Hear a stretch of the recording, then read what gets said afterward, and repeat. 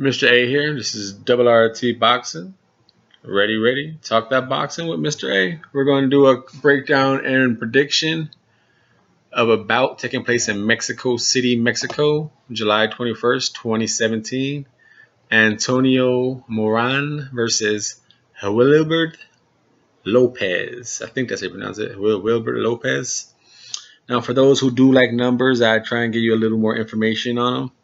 Antonio is 21-2, 14 KOs. That gives him a 61% KO ratio. And Wilberth Lopez, is 18-8. He has 13 KOs himself. In his 8 losses, he's been dropped, KO'd once. So he has 50% KO ratio. For those of you who like, what type of power these fighters have. Sometimes that, some people it means something, some people it don't, because someone could be a great power puncher, a great knockouts, and sometimes he meets someone who knows how to negate that power. Those knockouts don't mean nothing. For instance, not everyone's Floyd Mayweather, but that dude knew how to take away your power and couldn't do nothing. All right, so get back to these two. This, I think, has the making to be a really good fight. From what I was watching, Antonio, I think this is going to be, in his young career, I think he's about 4 years now, this is going to be a good test. Good little crafty guy in Wiberth Lopez. Antonio, I believe, might be the linkier. At least he looks the linkier with his arms. He seems he's a more fast-paced fighter. He throws the punches a little more in the bunches. Not crazy like Amir Khan or anything like that, but he throws them fast. He fights at a faster pace. Put it that way. Might be the powerful fighter because of the pace. But the knockout ratio shows he's a powerful. But again, who's he fighting? So it's kind of can't read too much into that. And then I say his ring generalship. He's a follower. He needs to work on cutting the ring off. And I think this fight, that's where it might hurt him. He might lose it by being a follower. Get more into that. Now, Antonio, he's a tall guy, and he leaves himself straight up and down.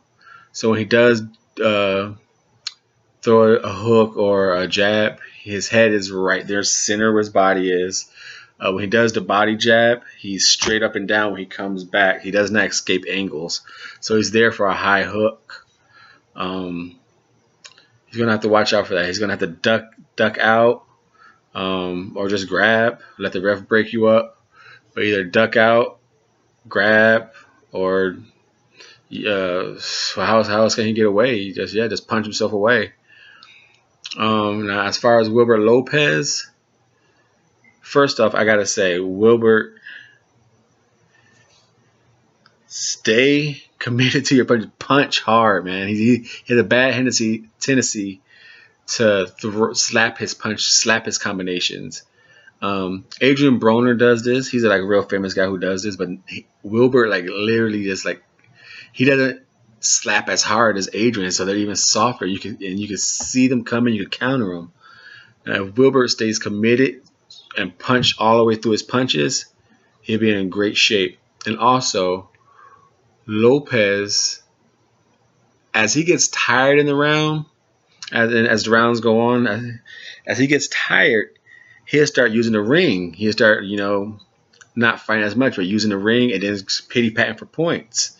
He needs to start the fight like that. He's a much better boxer when he's moving the ring and getting points, because he don't punch with power. So don't stand there in front of someone. All the fights I've seen, he'll stand in front of you and he'll fight you. And then as he gets tired, or you work his body and he gets tired, he'll start using the ring, and it's always the second half because he gets tired. And he starts winning the second half. It's just that he gave up an early lead in the front, he loses. Now, if he starts this fight on his bike and stays committed to his punches, because he throws good punch combinations. His uppercut can come from a long distance, and you see it coming, and it can be countered with a right hook or a right jab. Basically, anything Wilbert does with the right, anything he does with the left takes a long time to get there. So he needs to sharp, crisp that, make it crisp, get it there quicker. Maybe throw it from a shorter distance, or just fire it down the middle. Don't wind up so much, but be quicker with your left hand on whatever you do, and start the fight on your bike, and just stay committed to his punches. Like, punch through him and not just pity pat him, slap him out there. I say that's the breakdown, and I'm going with Wiberth Lopez on a unanimous. Well, I can't say unanimous because he might not do that. I'm asking him to do something he doesn't do. But I'm going with Wiberth Lopez right here on Double RT Boxing. Prediction of a majority decision. Yeah.